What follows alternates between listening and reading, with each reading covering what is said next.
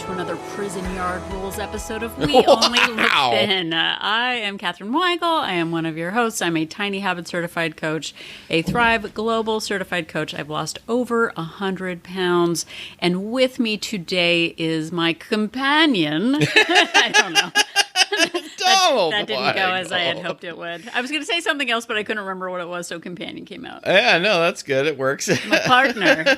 I am Donald Weigel. I am one of the hosts of this show. I've lost about 100 pounds. I've kept it off for about 7 years, and I am not familiar with prison yard rules. Oh, they are. Well, I feel like, okay, I've already talked about how when you're a kid, at least I thought everybody went to jail once. Yeah. Like it was just every episode of TV had the jail episode. If television has taught us one thing, it's like everyone goes to jail at least once. Right. But I feel like we are all brought up knowing kind of spoken and unspoken rules, codes of conduct, kind of like we're jumped into a society we didn't create, man. But like we follow a certain set of rules.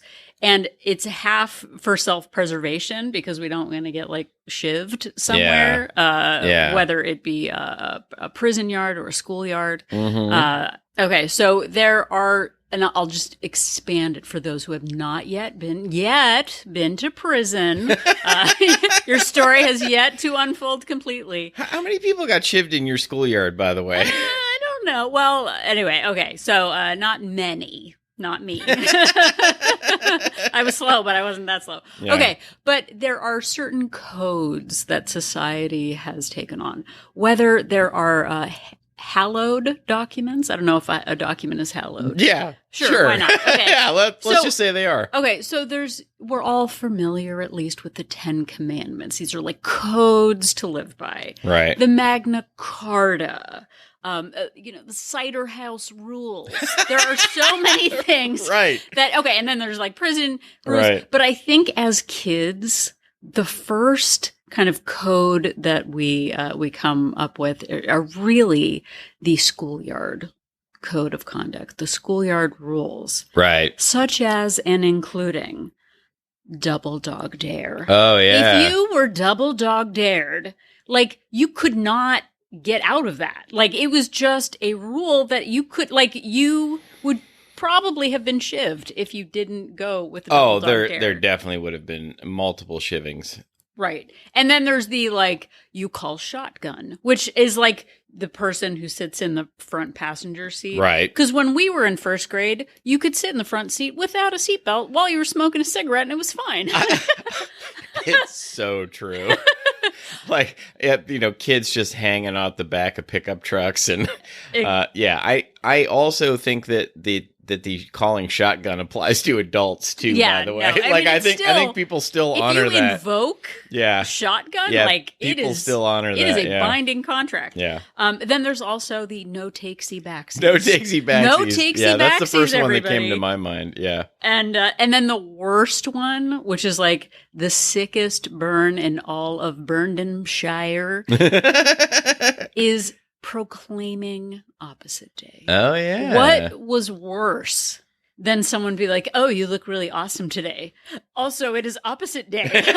Oh, man. I felt that burn. I felt that burn just now. I felt it like deep in my soul. Like, oh, you're so smart. Yeah. Like, opposite day. When someone invoked opposite day, like, it was just like, well, it's like when your grandfather was like, I got your nose, and then wiggles his thumb between fingers. You're just like, how'd he get my friggin' nose again? I have memories of being a small child and actually seeing my nose in other adults' hands. And I don't, how did I believe it so, it was real to me that my nose was gone. But it also just felt like a personal attack. Like, your nose is mine now, man. Right. Right. Is nothing sacred? But I think going through all these, no takesy backsies, what if infinity? Oh, infinity, no takesy backsies. Yeah. Like I'm never getting out of this. Yeah, what about I'm rubber and you're glue? Oh no. Yeah. It goes on and on. Yeah, So yeah. whether they are implied, just sort of rules that you live by or not, I think we have the opportunity with everything to kind of take the power back. Oh, yeah. And yeah, we need to do that. We need to take the power back. We need to get opposite day back in our control. Right. And so we are actually inviting you. And this isn't an opposite. This isn't a takesy backsy. I'm like actually inviting you, not just like, oh, you're invited to my party, but it is opposite day and you are not invited to my party. You are actually invited. So we haven't invoked opposite day yet. Yeah. But we are inviting you to opposite day your habit goals. Exactly. So we are inviting you to opposite day, not your friends and enemies. No, no, no. We're inviting you to opposite day yourself. What? Catherine and Donald turned it around on me again. It's shocking. Is it like an opposite day? Like, are we caught in an infinite loop? No, like no. A snake It's just eating a single its own tail? opposite day on your own self. But you're doing it to yourself. Yeah. Okay, why are we I see. doing this, Donald? So why are we doing this? Sometimes we're so busy trying to do the right thing that we don't notice the million ways that we're unconsciously doing the worst thing. Yeah, we are not really good at seeing ourselves honestly. And I think that we are oftentimes, we set ourselves up for failure in ways that we don't acknowledge, and we know deep down that we're doing it, but we don't really acknowledge it, and therefore we don't, try to change it. So what if just for today? Oh, just for today. Well, one day. What does one day hurt in the like infinite time continuum? Yeah, sure. We learned all the ways in which we were sabotaging ourselves, and we leaned all the way in to what sabotaging ourselves looks like. Not because we're really actually trying to derail ourselves, but because we're trying to be honest about the worst case behavior. And it really can make our choices more obvious, the choices that we're making to sabotage ourselves throughout the day. So, like Donald said, I think sometimes we're like, oh, I'm trying my best, but we don't really, like, we keep it in our heads and don't actually play out the scenario. And so we're asking you today to really go, like, what could I do like, what would it look like if I totally set myself up for failure for the entire day? Like, what could I do to make it super terrible? Yeah, so that's what makes it opposite day. Instead of trying to like set yourself up for the most success, what would it look like if you really lean into sabotaging yourself? And hopefully this makes your better choices more obvious. Exactly. Okay, so let's take today. You're listening to this right now, everybody? Like, you're hearing it, right? Okay, we've confirmed that. So what would the next worst thing you could do for yourself be? I will take you through an average day for me 10 years ago. So this is my opposite day, and guess what? This is actually what I used to do. So instead of trying to plan a good day, my terrible day would be, you know what? I'm not going to set an alarm. Why bother? Don't set an alarm. I don't need that. But I'll wake up panicked. That'll be great. Yeah. What a great start to the day. Yeah, or you do set an alarm and you just hit snooze like over and over again. Exactly. I won't have my clothes picked out. I can't find my bra. That'll be really helpful for setting me up for success. Right. Where do I put my keys? I don't know. Sometimes they want to be on the couch. Sometimes they want to be on the counter. This was actually me for about 20 years. Yeah. Yeah. This was one of my things. Exactly. So don't pack your lunch. Don't have a plan for the day. Don't have an outfit picked out. And then you run late. So then stop at Starbucks so that you can get some emotional support pastries or 7 and a sugar bomb drink. Right. Arrive to work late. Be stressed out. Blame your boss for being a jerk for like worrying about time because it's a social construct. Time's a flat circle, man. Yeah, and then your sugar crash hits at about 10:30. Maybe complain to coworkers about how you're overworked and underpaid and never have time for yourself. That's super fun. And how much time you're spending with multi-factor authentication. Exactly. That was just an aside from me because I feel like my whole life is multi-factor authenticating things right now. Exactly. Okay, so then you're super tired. Hang out in the break room for stale muffins that you don't really like, but they're there and full of sugar. Oh my goodness. When it's just there and I can grab it, I will eat the worst thing just because it's easy and in front of me. Right. And set really poor boundaries at work. Don't take any time for a lunch break. Maybe order delivery of Italian food from across the street, which I used to do. Order the mozzarella pasta bake. Why don't you? Because you need something to really fuel you like you're in the Tour de France, trying to get through your day. Exactly. Be exhausted and want to sleep under your desk. Eat while multitasking with kind of zero satisfaction. You don't even remember you ate the thing because you ate it so quickly. Goodness, I don't know how many times I've done that. I've like eaten something that should be a real treat and I barely remember it because I was like doing something else while I was doing it. And then I feel like I missed out. And so I'll have another one. Right. And multitask, switch tasks as much as you can. Maybe do some online shopping. Maybe that would be good. And then maybe go back for a reward Coke and a Snickers bar from the snack container. Like really, let's just really lean into this. Yeah, because it's been such a stressful day and so you need stressful. to reward yourself for getting through it and surviving. But what does my evening look like? So you had planned on stopping at the gym on the way home. Right. Or maybe there's even a gym in the building where you work. But guess what? You forgot your gym clothes. Ugh. You left them at home. So you can't do that. You can't stop. So instead, you're driving home and maybe you swing by a fast food place. Ooh, that's a good idea. That's on your way home. You don't have time to go grocery shopping. And then you get home and you hit the couch and you like scroll looking for a hit of dopamine. For hours and hours. For hours and hours. And then, even though you've already stopped for takeout, you order more food. You order something, because your partner hasn't eaten. Yeah. And it's dinner time. And so you order something for delivery or takeout or, food service, whatever. And then after you've eaten all of that, you decide to yourself, well, I need some me time. So you stay up watching too many episodes of whatever it is. Maybe it's The Bear. I'll just throw it out there. Or I'm thinking Love Island. There's lots of, I don't know what other islands there are. I don't know why I felt like I had to name some specific The Bear is shows. a delightful show. The classic for us was we used to stay up, like Seinfeld was on at like 10 p.m. and there was just like 2 or 3 episodes in a row. We'd stay up too late. And then after you've watched too many episodes of something, you scroll some more and then you have a fitful sleep. And you wake up and you rinse and you repeat. Exactly. Don't set your alarm. Don't set out your clothes for tomorrow. Just say, I'll do better tomorrow magically without making any changes. Yeah. Exactly. So, and for me, even with our, when we had a daughter, we have present tense. I was going to say, what happened to her? I think we still have her.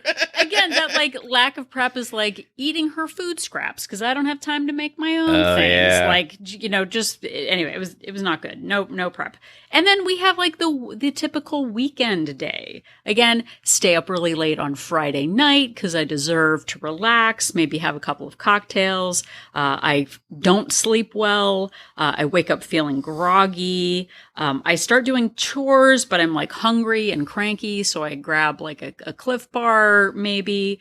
But I don't really, I eat it I used to wake up and walk into the kitchen at 6 a.m. and just eat a Cliff Bar to like just get me going in the morning. Yeah. So I've got to run tons of errands, but I'm not going to pack any snacks, any beverages for me to sustain me. Because you know what? That's how I'll lose weight is just by not planning anything. Oh, yeah. You're going to go eye of the tiger Yeah. and not eat anything. Yeah. Oh, but then what happens? But then I'm starving and shaking from like overwhelm. And so I stop at the fast food place because obviously I need to tank up. Who could have predicted it? Who could have predicted it? I would have maybe gotten some snacks at the checkout checkout at Target because I was so hungry. Maybe stop at the Starbucks, and then wait. And then you know what? After all of those chores, I need a midday nap, which we used to do all the time. Or we would go out for breakfast and then come home and nap for an hour or two because we just ate like the Grand Slam, whatever, over Miami. Yeah, exactly. It was not good. Yeah, the food go into kind of a food coma, as they say. Right. So the weekends are for us. So who needs sleep? Nobody wants structure. The weekday belonged to Captain Business, and the weekend belongs to me. I feel resentful. I've got to do chores, laundry. I need to reset, but I'll do that on Monday. Like I'll just tank up on all the snacks now. So why don't we get takeout, Netflix, scroll, like really I'll get it all out of my system, kind of make some promises about what I'm going to do. But I promised I don't do anything. And then I do the same thing on Sunday of just kind of, scampering through my day without any structure and eating all of the things. And then it's Monday again. And that was our lives for 50. Like we literally. Well, we're framing this as if it's opposite day, but I think we actually kind of like lived these days over and over again, really. But so when you can see your worst day like this, and when it's laid out so clearly, it really reveals patterns that you can interrupt. You can see the things that you're doing or that you might do, and you can, put things in the way of doing those habits and make changes. And it makes your reality look a lot less mysterious and a lot more manageable. So once you see your opposite day, even if you're not going to live this full day, you may be living some of these things, and your opposite day might be different. Maybe that if you go stop for gas, you're going to run in and grab, some treat from the gas station. So just as an example. So when and maybe eating that one treat leads to then you eating like a whole bunch of other treats. So when you can pinpoint these things that are sabotaging you, when you are sabotaging yourself, you can stop and ask, what would make just a little more sense right now toward the life that I actually want to live? Yeah. And you don't have to be instantly perfect. Like you don't have to look at all of this and go, wow, it's too much. I can't stop myself from doing all of these things. You don't have to be perfect. Just be a little better than the sabotage you're doing right now, and add incremental changes to your life, tiny pivots, like maybe you're packing a snack, maybe you're eating something that's on your plan before you go run errands, maybe you take something with you. Maybe you leave, you've got gym clothes that are always in your car, or a spare set that's always in your office so that, you're ready to go in case you do forget. The number of times I couldn't find my sports bra to go to the gym is horrifying. I mean, you might as well be playing like the yakety crack, like that, like seriously, it was just like you hear, the day in the life before. It's like, Catherine, come on, dude. Like, what are you doing? It looks like a car crash. I was doing it over and over again and not seeing the ways I was sabotaging myself. I was just like, well, this is my life. Like how, like I didn't even think there was a way to get out of it. It just seemed like a fact of like the way life goes. Or maybe something like, putting your phone in a different room before you get into bed, or, setting it up so that it locks at a certain time.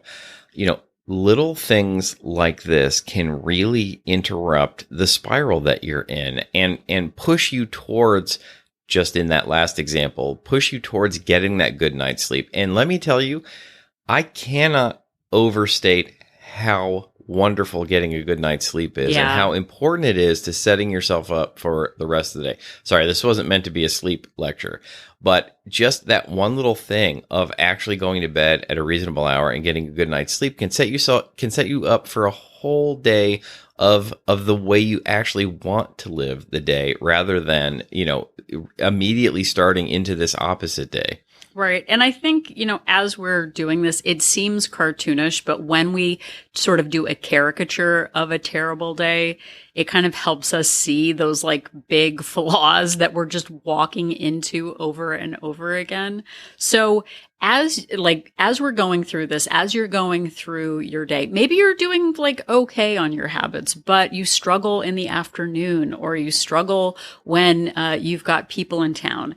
Asking yourself like to map out like, ooh, how could I really sabotage today? Like, what would that really look like? I could go out of the house super hungry. I could like say yes to every single thing before I looked at my calendar to see if I could fit it into my schedule.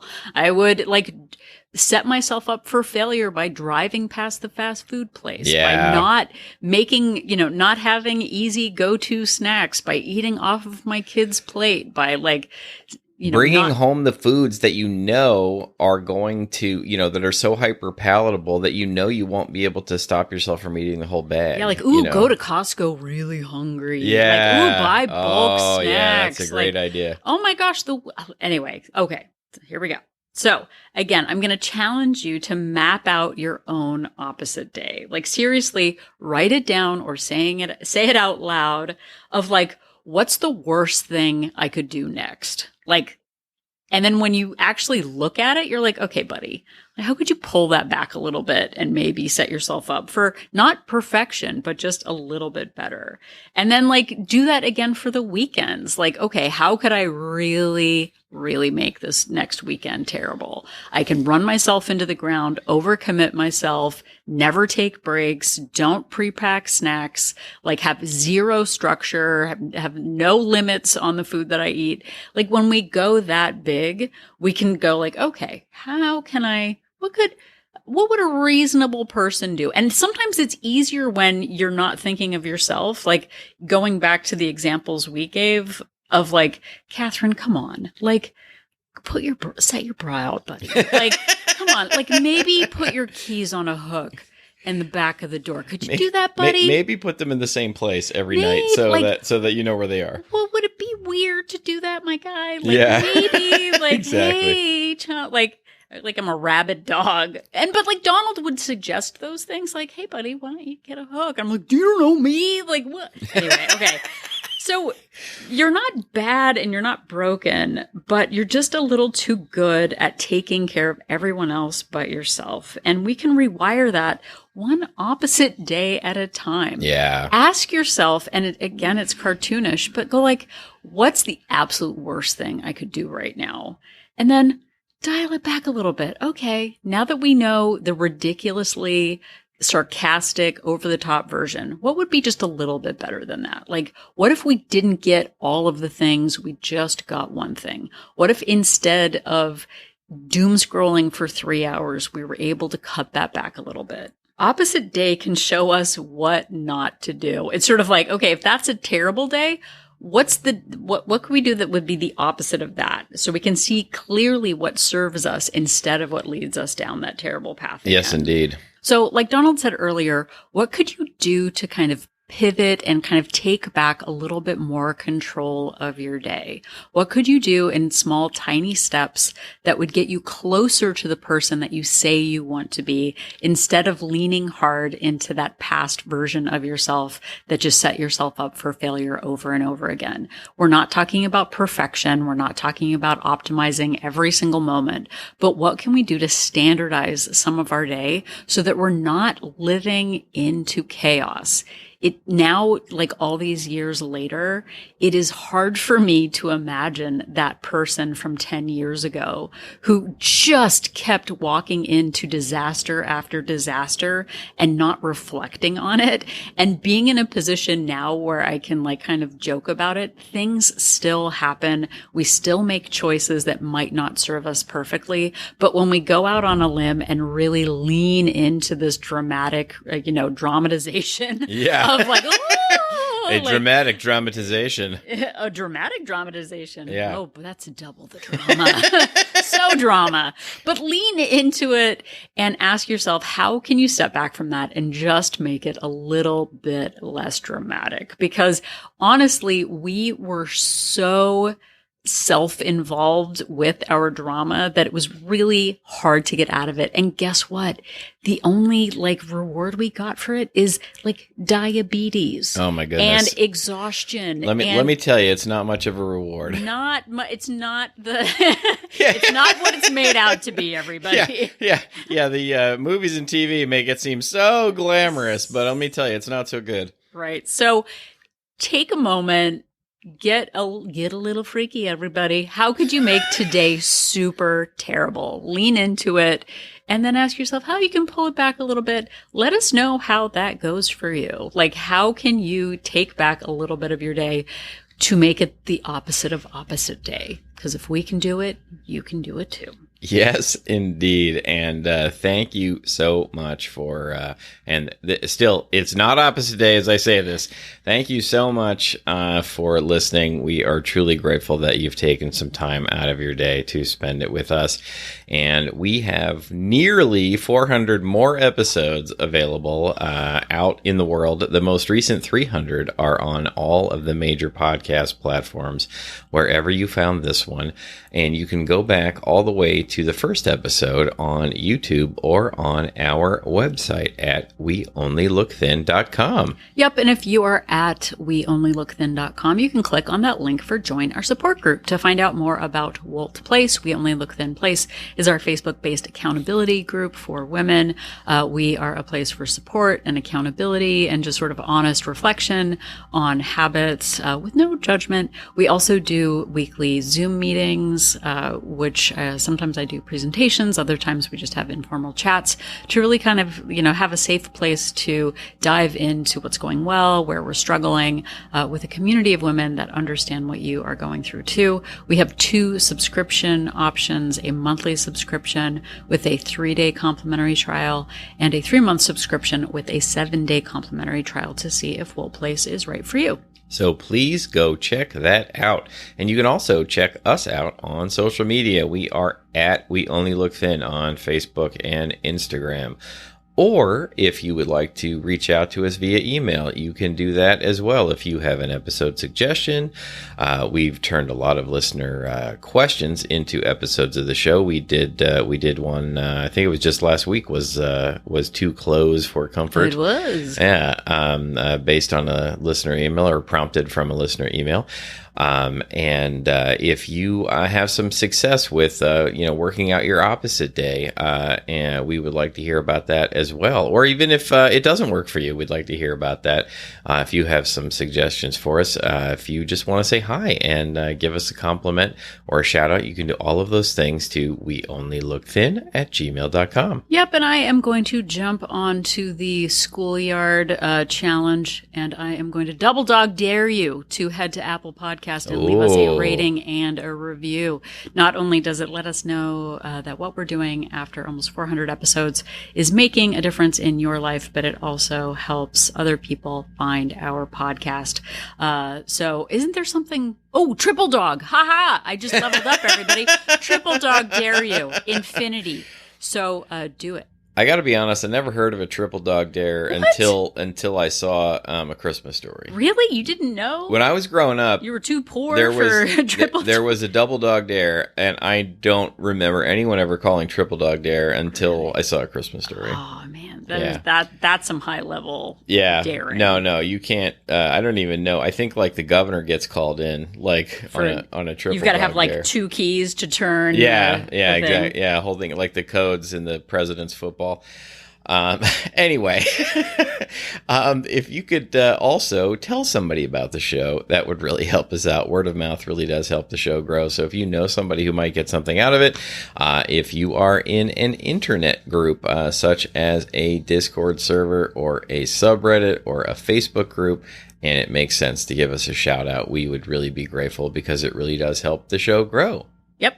So the next time you're considering proclaiming yourself to be made of rubber and one of your coworkers to be made of glue, instead, please remember that Catherine and I are an inspiration. No takesy backsies.